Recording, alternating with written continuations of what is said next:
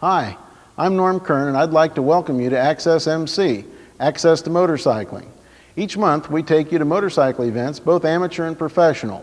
Once again, we're coming to you from the American Motorcyclist Association Heritage Museum in Westerville, Ohio. This unique museum was built to showcase and preserve America's motorcycling heritage. For example, on my left here, we have a Norton flat track racer that was raced by David Aldana in about 1972. On my right, we have a Harley-Davidson flat track racer from the same era that was raced by Mark Brailsford. This month, we're going to Dayton, Ohio for the annual Old Time Newsies half-mile dirt track race, which is held at the Montgomery County Fairgrounds on the first weekend in June. The proceeds from this race and the poker run the next day have always been donated to charity. In addition, we have the honor of a very special guest host. Larry Maiers, former host of Moto World on ESPN, is the master of ceremonies. He'll introduce you to some of the local personalities who put this event together. Let's go right now, Don.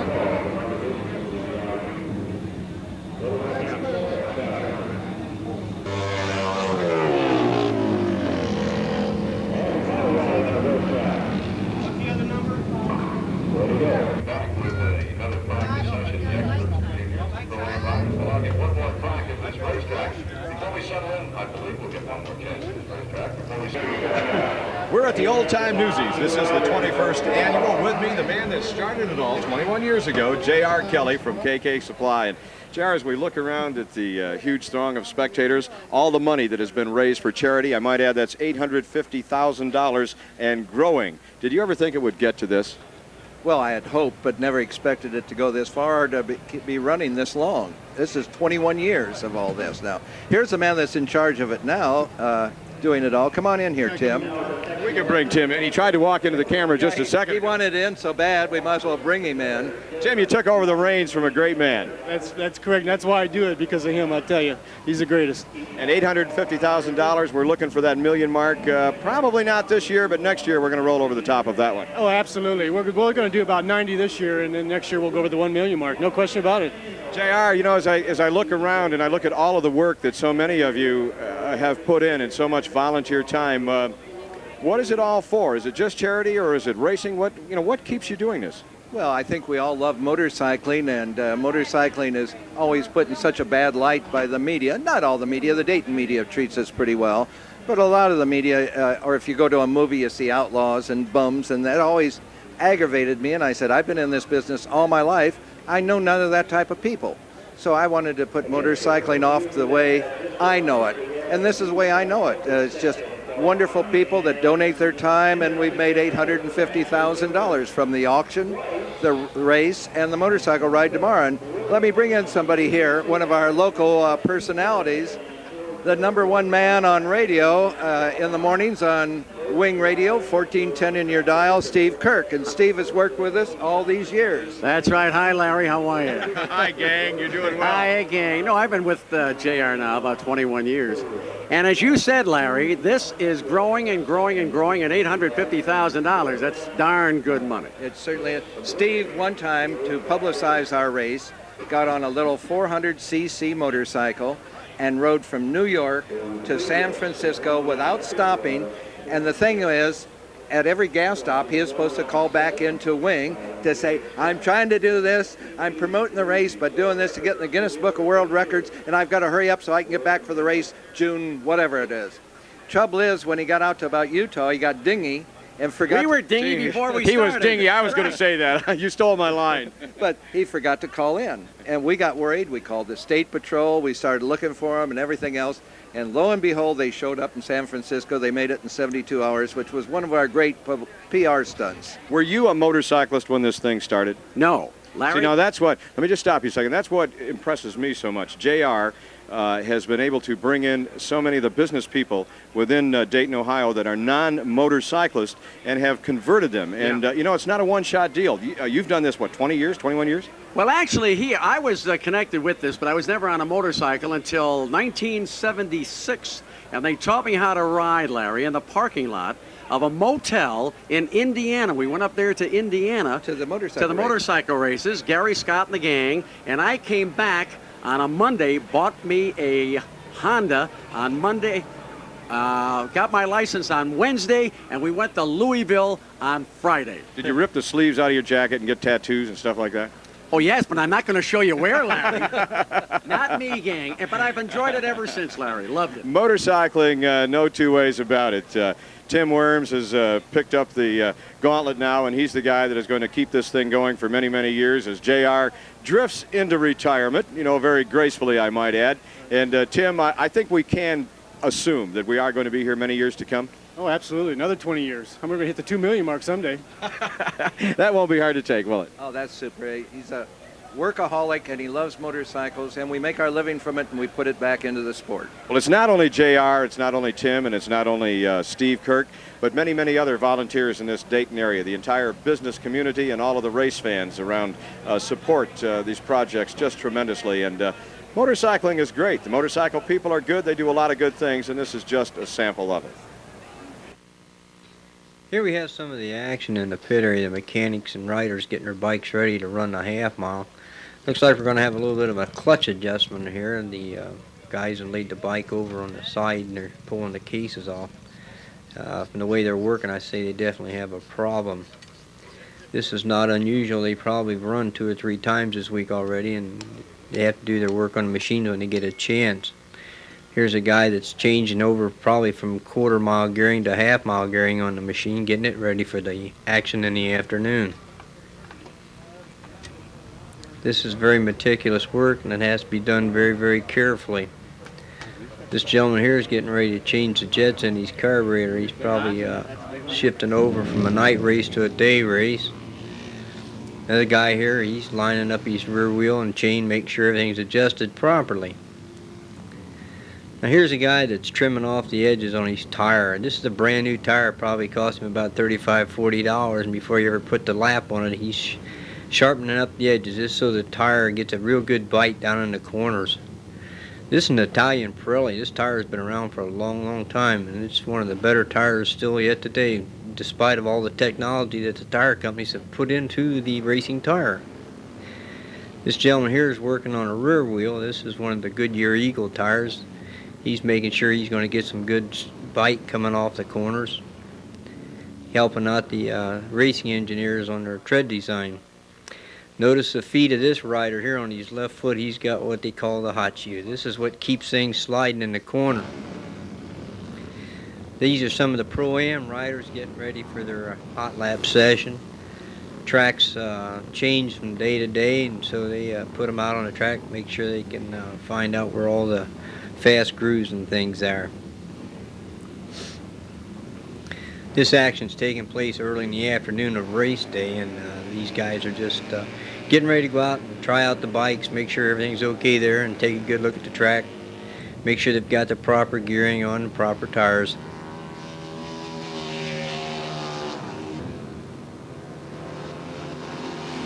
Also gives them a chance to try their machine against some of the other riders that they'll be competing against later on in the afternoon.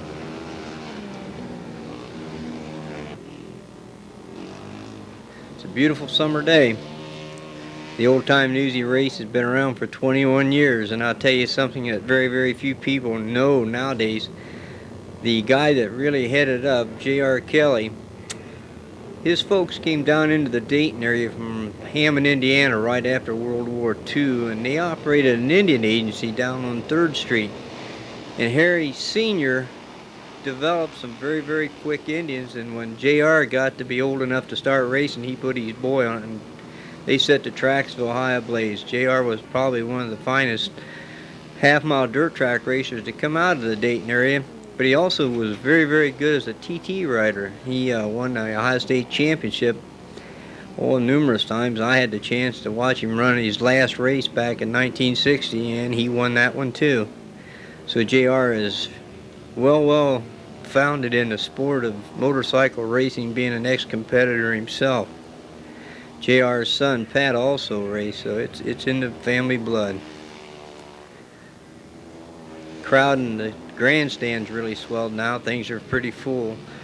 This is the early action in the afternoon.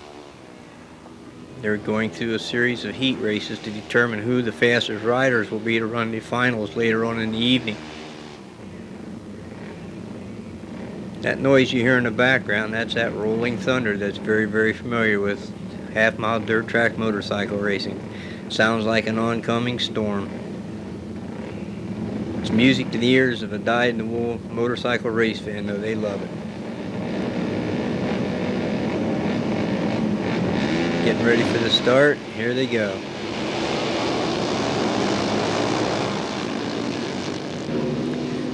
Twelve of the fastest motorcycles in the area. They're out there with some of the world's finest motorcycle racers, and I'll tell you, these guys really love to do this. They go at it. Velocity on these motorcycles on the front straightaway run right around 75 to 80 miles an hour, but they really get into the corners because they don't back them down that hard.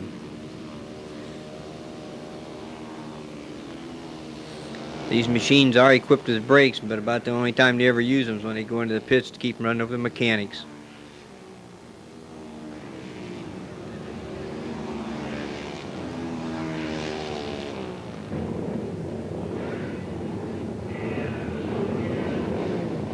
Ladies and gentlemen, 2 times the national champion from Salinas, California, on a Sponsor Honda, Rick Graham. Boy, I'll tell you, you're in Midwest country. You California guys don't rate an awful lot up here. Yeah, well, my Honda Davidson's working great today. Honda Davidson, good luck, Ricky. Thanks. And you got one heck of a tuner in your corner and a great heat race. Can you put it all together, George? We hope so. Just go out and do our best and, see what happens. Keep on the gas and keep her on 2 wheels the main thing. Good luck to you. Thanks. How about a big round of applause for the entire field? Come on, let's hear it. Come on, make some noise for these guys. They're going to fire them up and go racing.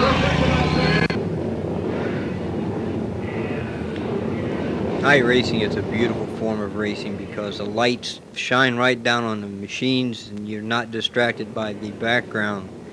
Therefore, all the action is taking place right where you can watch into it, and boy, I'll tell you, it is beautiful under lights. This is when the blood really starts pounding. This is Darren Erickson sitting close to you, and he's a good rider out of Ohio, but he got off to a bad start right there. Looks like Stevie Morehead leading the pack.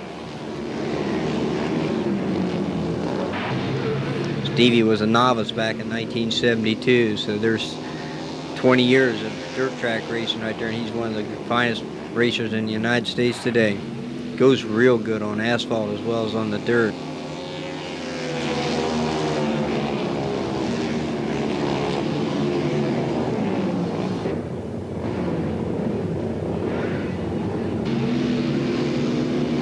Motorcycle race fans will follow their favorite rider for hundreds and hundreds of miles. They come in from probably 4 and 5 states around Ohio just to watch this event. The Old Time Newsies has been one of the most popular events in the United States. Carries a real good purse, and these guys go hard to win that great money.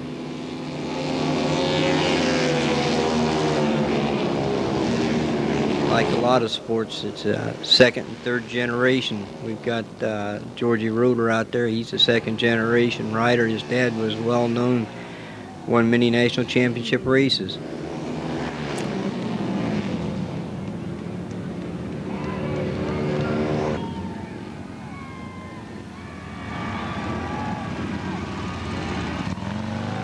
Little Joe Roeder taking the checkered flag on his victory lap.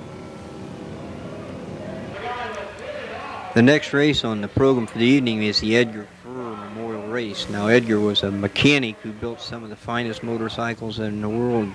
We had riders like Ronnie Rawl, George Roeder, just lots of different expert riders that rode his bikes to the national championship wins. Here's Gary Stolzenberg of F&S Harley Davidson. He was a very, very close companion of Edgar's, and Stevie Morehead also rode for Edgar. Steve, what are you going to do different in this 5 laps than you did in the main event? Just run the thing as hard as I can. We changed some turbo plants and some wheels, so we'll see what happens. Okay, good luck.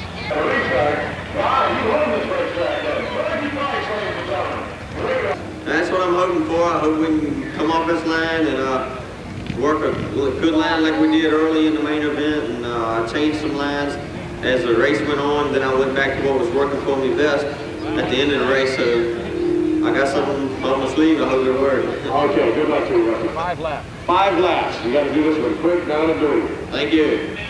Just going to go out and do the best we can. This is an extra bonus to the night, and going to go out and have fun. Steve Morehead just said, he said the one thing you don't want to do in a 5-lap dash for cash is put on a new tire.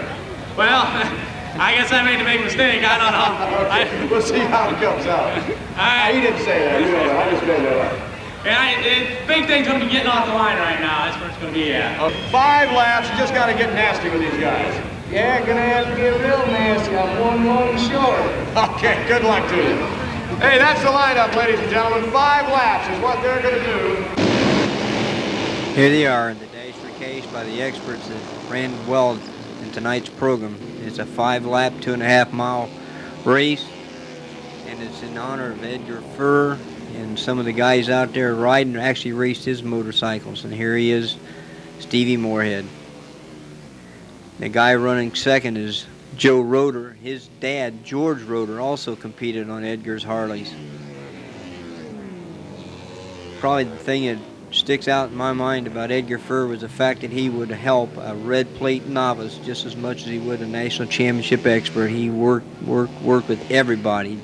He loved the sport of motorcycling, and he done everything he could to make it safe for the kids that were riding.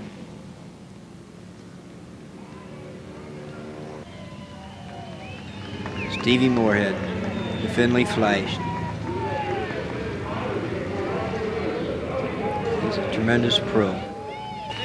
You found the combination of an outstanding ride. What's a bad thing? Worst thing you can do to a racer is get him time to work on his bike. Well, you know what? There's something to be said there. Actually, you did have a problem. You went back in and got to work on it and correct it, and George really had no choice. He had to sit there and leave the bike the way it was. I don't think they would have touched it. Well, let's get it straight. I didn't have a problem. I flat got beat. So I figured out what my motorcycle was doing, went back, made some adjustments, and showed that it really worked. Oh, you did indeed show that it worked. It was just an outstanding ride. So I think Fergie Furr would be very proud of the way the machine ran and the racing you rode. Thank you very much. This is probably one of the proudest races I'll ride all year long. I rode for Edgar Furr for about 4 years, and he was just a superhuman being, and everybody that knowed him loved him. And I'm very confident when I say that the type of racing that we saw here tonight and the sportsmanship that you all have displayed is something that goes a long way in his memory. So congratulations, Steve. It was just an outstanding night. Thank you, and like I said, I'd like to thank you all for coming. Congratulations. It was a good night of racing for you. Nothing to be disappointed about. Yeah, I'm just real thankful about how the night turned out, and you can't ask for anything more. And we won the big one, and that's all we really. I wanted to win the last one, but shooting for that big one when we come in here tonight. So excellent, George Roeder, ladies and gentlemen. Rusty, what can you say? These guys just got a little bit of pony on you and a little bit of horsepower and strength, and put it on you. I think they were grabbing the ground a little better than we were. Honda was spinning a whole lot. I wish it was wet and they would have made it nice and smooth up top, but it might have made a little better race, but I was happy with what we come home with. Well, you came home, you did yourself proud. Good night of racing. Didn't get hurt, made a safe race. I'd like to thank all you fans coming out here and watching this race. Johnny Good, Sir Irvin, putting this thing together. Thank you. J.R. Kelley and Steve Morehead, there is a pair. J.R. sponsored Steve from he was a novice, and there's 20 years of backing from a great guy at KK Motorcycle Company. It's the next day, and here we are at the MC for MD run, which is held at Welcome Stadium each year. This is part of the motorcycling weekend to raise money for muscular dystrophy and other charities.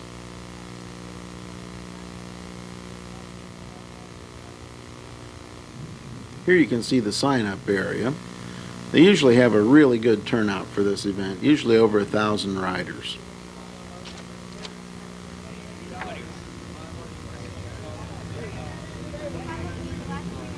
The motorcycle riders from all over the area get these sign-up sheets, take them around to businesses and people that they know, get them to pledge so many cents or dollars a mile. It's going to be a 100-mile run. Whatever they pledge, all the money goes 100% to the MDA people. Strictly a volunteer organization. Last year they raised over $44,000 in a one Sunday run. Over a period of about 15 to 20 years, we've raised $750,000 for the MDA Association. So this is a great organization to be associated with. Here people are starting to line up for the run itself.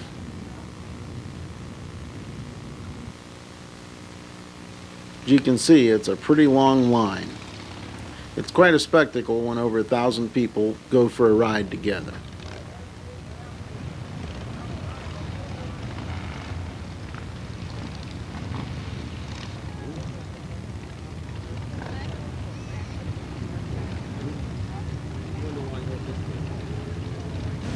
With a crowd this size, a police escort is absolutely necessary.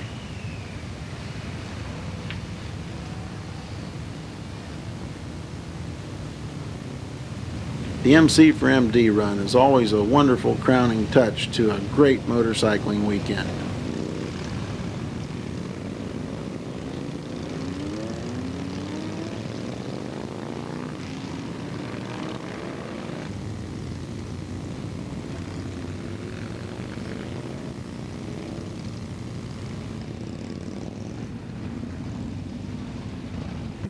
Both the MC-MD Run and half-mile dirt track race are great Dayton traditions, and we look forward to the next one. I hope to see you there.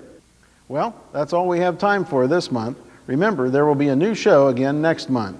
In the meantime, I invite you to join the over 7 million people who enjoy the world of motorcycling. See you next time.